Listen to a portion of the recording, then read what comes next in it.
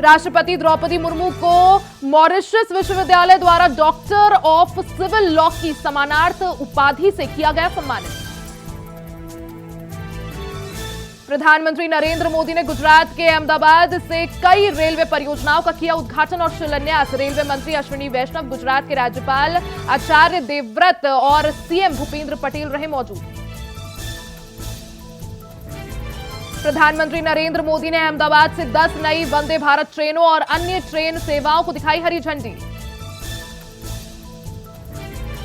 प्रधानमंत्री नरेंद्र मोदी ने गुजरात के अहमदाबाद में साबरमती में महात्मा गांधी आश्रम का किया दौरा। कोचरब आश्रम का उद्घाटन और गांधी आश्रम स्मारक के मास्टर प्लान का किया शुभारंभ।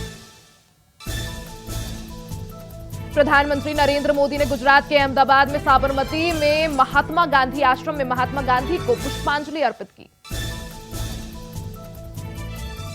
अहमदाबाद में प्रधानमंत्री नरेंद्र मोदी ने कहा, दशकों से मांग थी मालगाड़ियों के लिए अलग ट्रैक होना चाहिए, लेकिन कांग्रेस के राज में यह प्रोजेक्ट लटकता, भटकता और अटकता रहा।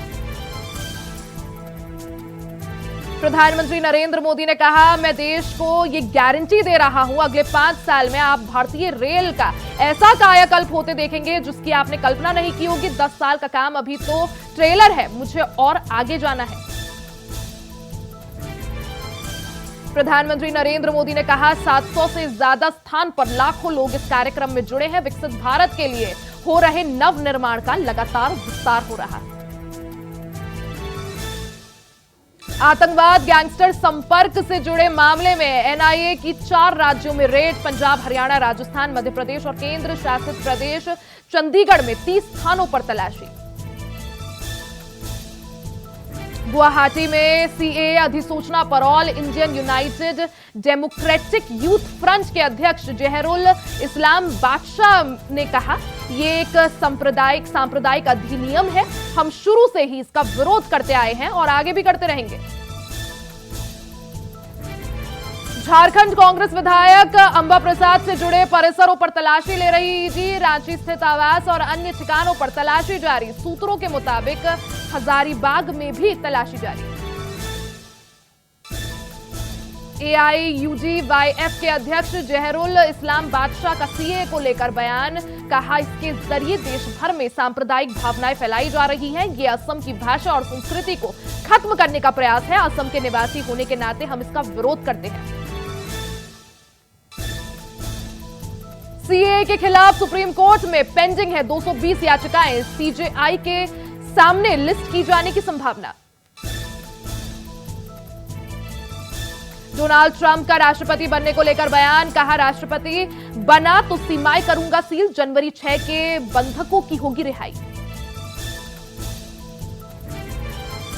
सीएए अधिसूचना पर कांग्रेस महासचिव जयराम रमेश ने कहा, कसा तंज। कहा, इस नियम को लाने में उन्हें 4 साल और 3 महीने लग गए। विधेयक दिसंबर 2019 में पारित किया गया था।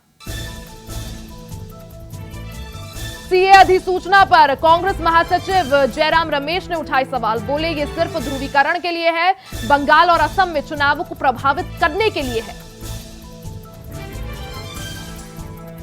सीए लागू होने के बाद अलर्ट पर प्रशासन। दिल्ली के जामिया मिलिया इस्लामिया विश्वविद्यालय के बाहर दिल्ली पुलिस और आरएएफ की तैनाती। सीए लागू होने के बाद दिल्ली पुलिस और आरएएफ ने दिल्ली के सीलमपुर इलाके में फ्लैग मार्च किया।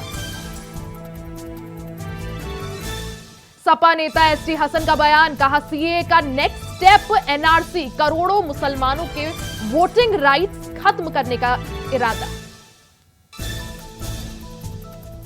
बीजेपी जेजेपी के गठबंधन टूटा। बीजेपी नेता कंवरपाल सिंह गुर्जर ने कहा, सीएम और कैबिनेट मंत्रियों ने इस्तीफा दे दिया है और राज्यपाल ने इस्तीफा स्वीकार कर लिया है। हरियाणा के सीएम पद से बीजेपी नेता मनोहर लाल ने दिया इस्तीफा। मंत्रिमंडल ने राज्य के राज्यपाल बंडारू दत्तात्रेय को अपना इस्तीफा सौंपा। सीए के बाद दिल्ली में पाकिस्तान से आए शरणार्थियों ने मनाया जश्न। पटाखे और दिए जलाकर जताई खुशी। लंबे समय से कर रहे थे नागरिकता का इंतजार।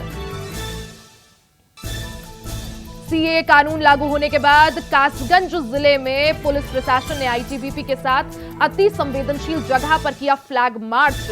तथा जगह जगह पुलिस की टुकड़ियां तैनात।